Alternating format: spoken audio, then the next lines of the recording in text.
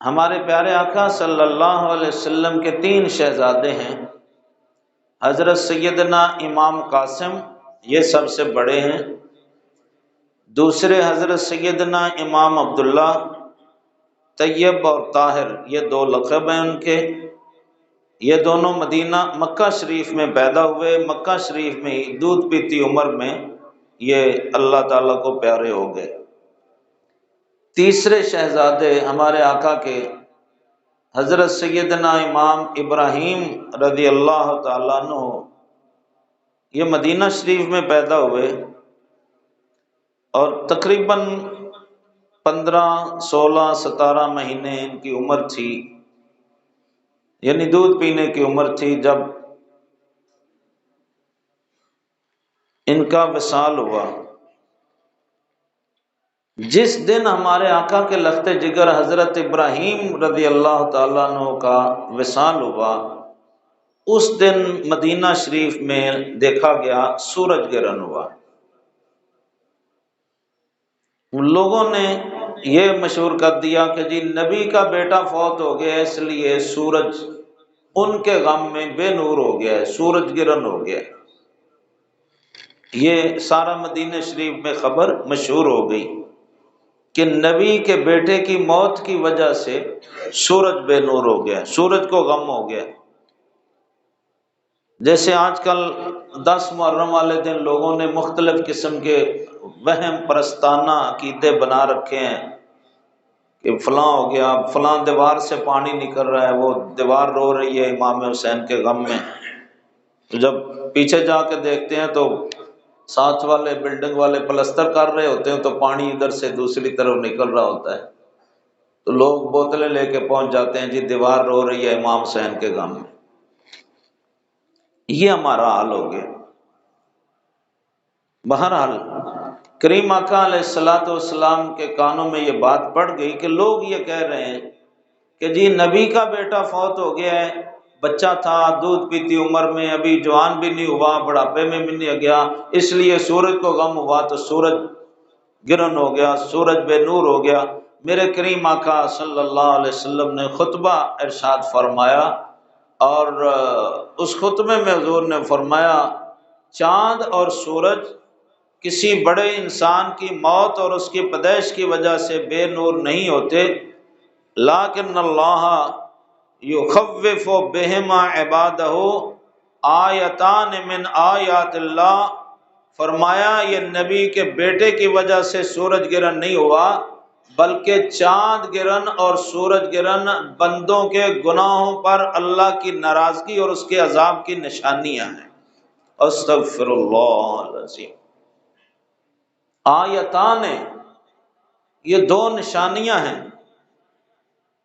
یخوف بہما عبادہ، اللہ تعالی چاند سورج گرہن کے ذریعے، زلزلہ کے ذریعے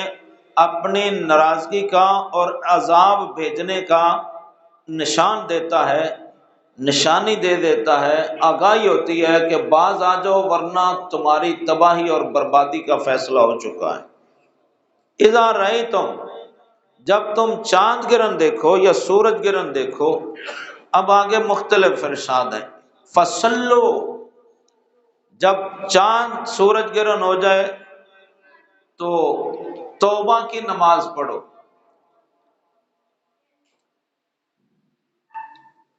اور پھر فرمایا کہ وَادْعُ اللَّهَ، اللہ تعالیٰ کو خوب یاد کرو۔ کبرو، اللہ تعالیٰ کی بڑائی بیان کرو۔ تصدقو، صدقہ کرو، خیرات کرو۔ جب سورج گرہن ہو، چاند گرہن ہو تو صدقہ کرو تاکہ عذاب سے بچ جاؤ۔ اور فرمایا ان یتعوذوا من عذاب القبر، جب سورج گرہن ہو تو قبر کے عذاب سے اللہ تعالیٰ کی پناہ مانگو۔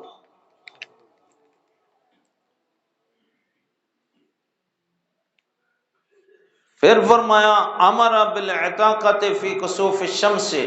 اس وقت غلام اور لونڈیاں آزاد کیے جاتے تھے۔ فرمایا جب سورج گرہن ہو، چاند گرہن ہو تو انسان جو غلام ہیں ان کو آزاد کیا کرو۔ اب آج کل وہ منڈیاں تو ختم ہو گئی ہیں جہاں مرد اور عورتیں بھیڑ بکریوں کی طرح بیچے اور خریدے جاتے تھے اور انہیں خرید کر آزاد کیا جاتا تھا، اس کی ایک صورت اب ہے، وہ ہم کر سکتے ہیں کہ اگر کوئی غریب آدمی جیل میں ہو کسی ایسے جرم میں جو اس نے کیا ہو اور اس میں جج نے جرمانہ ڈال رکھا ہو، بھائی اتنے ہزار جرمانہ دو نہیں تو 6 مہینے کے لیے جیل چلے جاؤ، یا اس نے جرم کیا نہیں ہے، وکیلوں کے تماشے کی وجہ سے ناجائز طور پر ایک آدمی جیل میں چلا گیا ہے، تو ہم وہ آزادی اب یوں دلا سکتے ہیں کہ کسی کو جیل میں سے جس کے اوپر جرمانہ ہے وہ دے کر اس کو رہا کرا کے اس کے بیوی بچوں کے پاس بھیج دیں، تو گویا ہم نے ایک انسان کو آزادی دلا دی ہے۔ اب ہم یہ کر سکتے ہیں۔ کریم آقا سید عالم علیہ السلام نے دوسرے مقام پر یہاں اسی باب میں فرمایا اذا رأیتم شیئا من ذلک فافزعوا الی ذکر اللہ، جب سورج گرہن ہو چاند گرہن ہو تو ڈر جاؤ، اللہ تعالیٰ کا ذکر کرو، وَدُعَائِهِ اور اللہ سے دعا کرو، استغفارہ اور اللہ تعالیٰ سے اپنی گناہوں کا استغفار کرو۔ یہ مختلف ارشادات عالیہ ہیں، یعنی توبہ کی نماز پڑھو، استغفار کرو، اللہ تعالیٰ کا ذکر کرو، اللہ سے اپنے گناہوں کی معافی مانگو، قبر کے عذاب سے اللہ تعالیٰ سے معافی مانگو، صدقہ اور خیرات کرو اور استغفار کرتے رہو، اور جہاں تک ہو سکے اللہ تعالیٰ کے ذکر میں مشغول رہو یہاں تک کہ سورج گرہن صاف ہو جائے، اللہ تعالیٰ کی ناراضگی کی علامت ختم ہو جائے۔ یہ طریقہ میرے اور آپ کے پیارے آقا علیہ الصلوۃ والسلام نے عطا فرمایا سورج گرہن اور چاند گرہن میں۔ یہاں میرے آقا علیہ الصلوۃ والسلام نے اعلان فرمایا بعث منادیا الصلاۃ جامعۃ، سورج گرہن ہوا تو کریم آقا علیہ السلام نے فرمایا اعلان کرو نماز کے لیے سب جمع ہو جاؤ۔ مسجد نبوی شریف کے اندر کی روایت بھی ہے اور یہ بھی روایت ہے کہ مسجد سے ممبر اٹھا کر فرمایا باہر لے جاؤ کھلے میدان میں، ننگے آسمان کے نیچے جہاں بہت سے لوگ جمع ہو جائیں۔ مسجد میں چونکہ جگہ تنگ ہو جاتی ہے تو باہر نکلیں اور باہر نکل کر جو جمعہ کا امام ہے وہ 2 رکعت نماز پڑھائے توبہ کی، جیسے 2 نفل ہم روزانہ پڑھتے ہیں اسی طرح 2 نفل پڑھے جائیں توبہ کی نیت سے، اور لمبی قرات کی جائے اور بلند قرات کی جائے، جیسا کہ یہاں بخاری شریف میں 145 نمبر صفحے پر حضرت سیدہ عائشہ صدیقہ رضی اللہ تعالیٰ عنہ کی روایت ہے جہر النبی صلی اللہ علیہ وسلم فی صلاۃ الخسوف بقراءتہ، جیسے جمعہ کی جماعت 8 دن بعد ہوتی ہے، عید کی نماز سال بعد ہوتی ہے تو بلند قرات کی جاتی ہے دن میں نفلوں میں، اسی طرح یہ سورج گرہن کی نماز، چاند گرہن کی نماز، بارش طلب کرنے کی نماز، یہ توبہ کی نمازیں ہیں، ان میں بلند آواز سے امام قرات کرے گا اور اس میں قرات نماز کے بعد امام خطبہ بھی دے گا اور لوگوں کو توبہ اور استغفار اور صدقہ و خیرات کی ترغیب دے۔ یہ ہے سورج گرہن کا مقصد کہ جب سورج گرہن ہو چاند گرہن ہو تو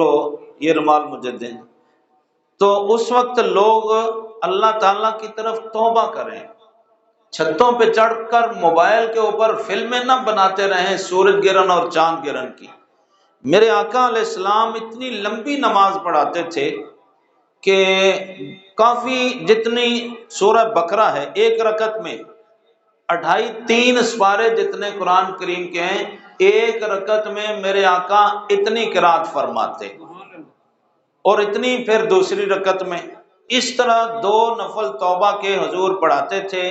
سورج گرہن کے دوران، جب تک